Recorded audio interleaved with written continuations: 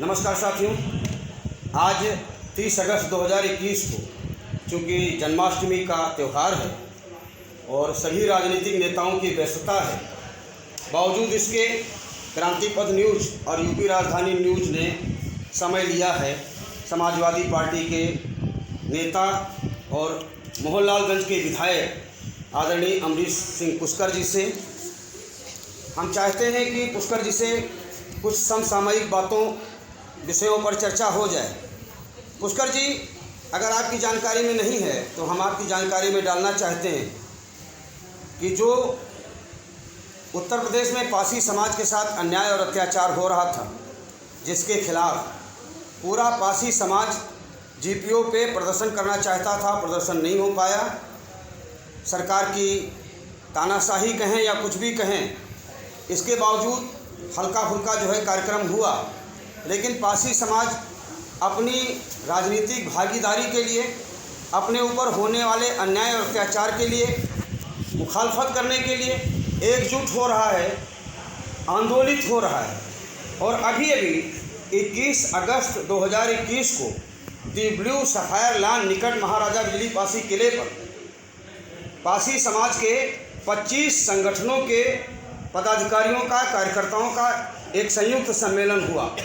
और संयुक्त सम्मेलन में पासी समाज ने ये महसूस किया कि भारतीय जनता पार्टी में पासी समाज का हित होने वाला नहीं है, और चूंकि भारतीय जनता पार्टी को हराने की हैसियत में समाजवादी पार्टी है, उस लाइन में अग्रसर है, तो पासी समाज ये चाहता है कि कुछ मुद्दों को लेके वो माननीय अखिलेश यादव जी से या माननीय नरेश उत्तम जी से मिल करके अपना प्रत्यावेदन देना चाहता है। पासी समाज ये चाहता है कि पासी समाज चूँकि राजनीतिक सत्ता से भागीदारी में वंचित रहा है, तो उसके समाज का उप मुख्यमंत्री बनाया जाए। वो समाजवादी पार्टी का कोई भी विधायक हो सकता है, मैं नाम किसी का नहीं लेना चाहता हूँ। पासी समाज के लोग कोई चॉइस अपनी थोपना भी नहीं चाहते हैं माननीय अखिलेश यादव जी पर, सिर्फ ये चाहते हैं कि पासी समाज, चूँकि अनुसूचित जातियों में पासी समाज बहुतायत में है, लेकिन उसका कोई उप मुख्यमंत्री या मुख्यमंत्री नहीं बन पाया है, तो माननीय अखिलेश यादव जी से ये प्रत्यावेदन देना चाहते हैं लोग कि उनके समाज का उप मुख्यमंत्री वो बनावें। तो और जो 122B फॉर था उसको बहाली का कानून लावे, प्रोन्नति में आरक्षण का भी प्रत्यावेदन लोग देना चाहते हैं, वो बने। तो पासी समाज के 25 संगठन एक मुश्त हो करके पूरे प्रदेश में समाजवादी पार्टी को वोट देने का निर्णय कर चुके हैं, समर्थन देने का निर्णय कर चुके हैं। माननीय पुष्कर जी, ये जो पासी समाज की अपनी मांग है, ये उचित हो या अनुचित हो, इस पर हम चर्चा करने के बजाय सिर्फ आपसे एक सवाल चाहेंगे कि चूँकि आप समाजवादी पार्टी के एकमात्र विधायक हैं लखनऊ से, तो जो पासी समाज का जो 25 संगठनों का प्रत्यावेदन जो मोर्चा बना है, उसका नाम है पासी संगठन एका मोर्चा, PSEM। आज भी मैं बैठक करके आया हूँ, तो वो संगठन के लोग, 25 संगठनों के लोग माननीय अखिलेश यादव जी से मिलना चाहते हैं, तो क्या आप उनका प्रत्यावेदन पहुंचाने में मदद करेंगे माननीय पुष्कर जी? धन्यवाद। पहले तो बहुत बहुत स्वागत कि आपने हमको हमारे विचार लेने के लिए हमारे पास आए। मैं आपका बहुत बहुत स्वागत और अभिनंदन करता हूं। ये जो आप बात कर रहे हैं, ये बहुत अच्छी बात है। आज की समय में, चूँकि मैं भी दलित समाज पासी जात से आता हूँ, और हम चाहते हैं कि हमारे पूरे समाज में एका हो, हमारे समाज का उत्थान हो, हमारा समाज भी जैसे अन्य जातियां जो हैं पूरी तरीके से आगे बढ़ रही हैं, उसी तरह हमारे समाज के लोग भी आगे निकल के आएँ। लेकिन आज तक अभी ऐसा नहीं हो पाया है। निश्चित तौर पर जो समाजवादी पार्टी के राष्ट्रीय अध्यक्ष जी हैं माननीय अखिलेश यादव जी, शुरू से ही समाजवादी पार्टी में पासी समाज उनके साथ रहा है और आने वाले समय में भी साथ रहेगा। और जहाँ तक माननीय राष्ट्रीय अध्यक्ष जी का बात है, जो आपने अभी बताया है कि सभी संगठन उनसे मिलना चाह रहे हैं, तो निश्चित तौर पे आप एक आवेदन देंगे तो मैं निश्चित तौर से आपकी मुलाकात संगठन के पदाधिकारियों की मुलाकात में अपने माननीय राष्ट्रीय अध्यक्ष श्री अखिलेश यादव जी से कराऊंगा। और आपको आश्वस्त करता हूं कि आने वाले समय में क्योंकि इसके पूर्व भी जब समाजवादी पार्टी की सरकार रही है तो पासी समाज का एक अच्छा प्रतिनिधित्व अच्छा मंत्रिमंडल में मिलता रहा है। और मैं उम्मीद करता हूं कि वो सभी समाज को, चाहे वो दलित समाज हो चाहे पिछड़ा समाज हो, सभी को साथ लेके चलने का काम माननीय अखिलेश यादव जी कर रहे हैं। और निश्चित तौर पे मैं समझता हूँ आने वाले समय में वो दलित समाज की पासी जात को भी वो उचित सम्मान देने का प्रयास करेंगे। और मैं आप लोग दीजिए, मैं आपकी बात ऊपर तक पहुँचाऊँगा।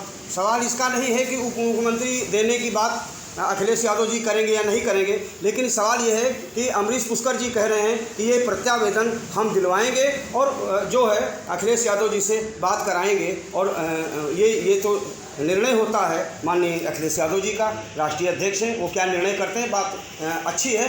चलिए, जो पासी समाज के 25 संगठन बने हैं और जिनका जो प्रत्यावेदन अखिलेश यादव जी को जाना है, समाजवादी पार्टी के अध्यक्ष जी को बहुत बहुत बधाई अमरीश सिंह पुष्कर जी कि आपने कहा कि आप उनसे जो समय मांगने का बात हो जाएगी, हम प्रत्यावेदन आपको भिजवा देंगे और आप उनको समय दिला दें। चलिए दूसरे मुद्दों पर बात करते हैं। पुष्कर जी, अभी जो आपने विधानसभा में सवाल उठाया कई रोडों के चौड़ीकरण का और कई ओवरब्रिज बनने का, तो उस पर सरकार का रुख क्या है? जैसे भी आप धरना स्थल पे बैठे गंगागंज नगराम रोड को लेके, तो सरकार की हठधर्मिता तो जग जाहिर है। मैं चापलूसी नहीं करता, किसी की तारीफ भी नहीं करता, लेकिन ये जो जन आंदोलनों को, जनता की आवाज़ को कुचलने का काम जो इस तरह सरकार में हो रहा है, शायद ही किसी सरकार में हुआ हो। क्योंकि आप जनता नहीं हैं, आप जनप्रतिनिधि हैं, एक कम से कम 10-20 लाख की जनता का प्रतिनिधित्व करते हैं, तो आपकी बातों को सरकार कितना सुनना चाहती है, क्या कार्रवाई कर रही है? देखिए, पहली बार मैं समझ रहा हूँ आज तक के इतिहास में पहली बार ऐसी सरकार बनी है सूबे में जो विपक्ष के जनप्रतिनिधियों का किसी प्रकार कोई सम्मान नहीं करती। मैं समझता हूँ विपक्ष के जनप्रतिनिधियों को एक तरीके से अपना दुश्मन मानती है।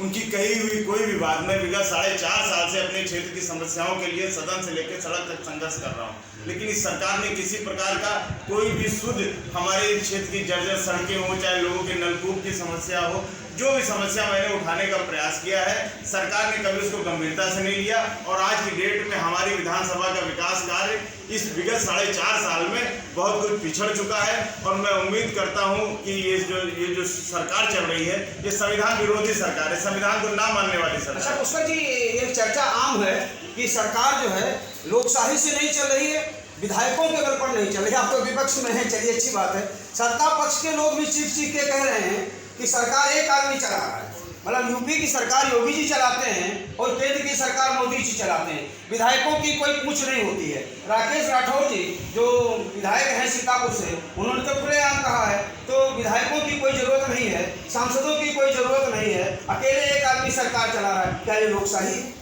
देखिए, ये सरकार, आप सही कह रहे हैं कि लोकतंत्र में इस प्रकार की सरकार पहली बार आई है जो अपने बहुमत के अहंकार में किसी भी विधायक हो या सांसद हो उसका सम्मान करना भूल चुकी है, उसकी किसी भी बात को तवज्जो नहीं देते।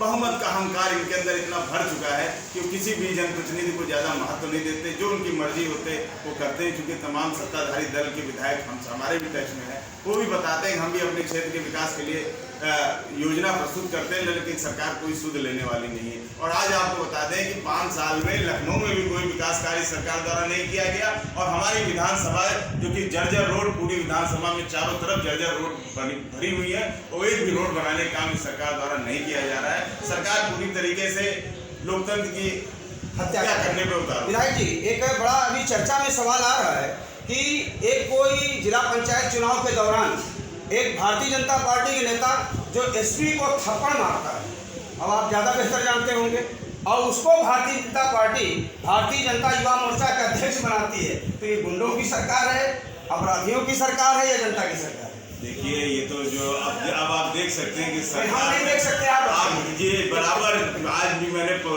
मीडिया के माध्यम से ज्ञात हुआ कि जो एक एसपी अधिकारी को थप्पड़ मारता, उसको इनाम स्वरूप उसको भाजपा युवा मोर्चा का उसको अध्यक्ष बनाया जाता है। तो अब सरकार किस प्रकार ऐसे लोगों को बढ़ावा दे रही है, किस प्रकार उसका प्रोत्साहन दे रही है, ये तो आप देख रहे हो, हम भी इस बात को समझ रहे हैं और आम जनता भी इस बात को समझ रही है कि सरकार पूरी तरीके से गुंडों माफियाओं के साथ है। उनका संरक्षण में सरकार का संरक्षण उनको प्राप्त है। अभी हरियाणा में जिस तरीके से किसानों के आंदोलन पर पुलिस ने लाठीचार्ज कराया, लोग लहूलुहान हुए, उसको आप किस नज़रिए से देखते हैं? किसान सही है या सरकार सही है? देखिए, किसान इस देश का हमारे अन्नदाता है। किसान अगर अपनी जायज़ मांगों को लेकर पिछले 9-10 महीनों से वो सड़क पर बैठा है तो सरकार को उनको मनाना चाहिए था, उनकी बातों को बहुत गौर से सुनना चाहिए था।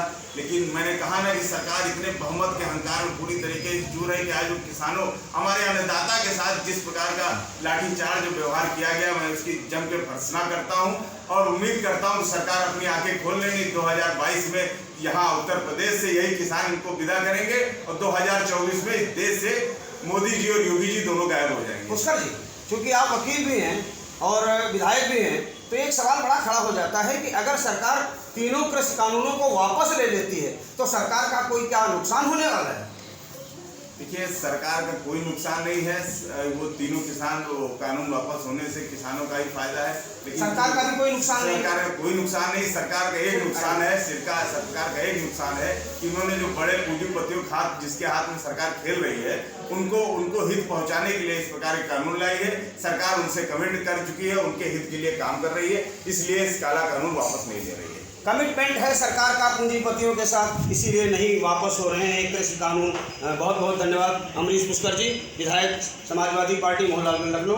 आपने हमारे चैनल क्रांति पथ न्यूज़ और यूपी राजधानी न्यूज़ से बात की।